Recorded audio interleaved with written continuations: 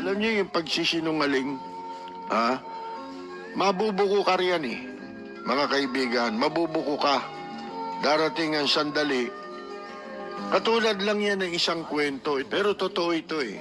Ito magandang, kuwan ito, magandang halimbawa. May isang babae ang, alam niyo yung mga supermarket, di ba? Pupunta ka riyan. Merong butchery, di ba? Yung butcher. Yung bilihan ng mga, mga karne, manok, di ba? Pumunta yung isang babae ron bago magsara yung tindahan. At tinanong niya kung meron ba kayong chicken? Sabi nung butcher, binuksan yung freezer eh. At kinuha niya yung nag-iisang manok na nandoon sa freezer. At nilagay niya sa timbangan. Di ba? Ang timbang 1.5 kilo. Yan, mga kaibigan. Ngayon, tinignan ng babae yung chicken. Doon na nakalagay doon sa timbangan. At tinanong niya, meron ka pa bang mas malaki dyan? Ginawa ng butcher, kinuha yung manok, inilagay sa freezer.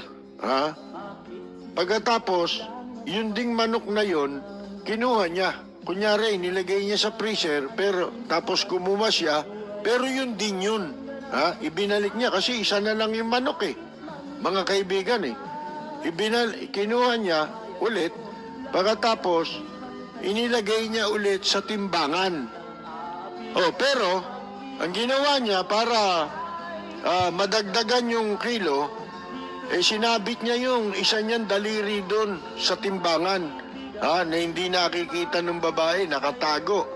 Yung daliri niya, nakadiin doon sa timbangan. Siyempre, ang timbang, 2 kilo na, mga kaibigan.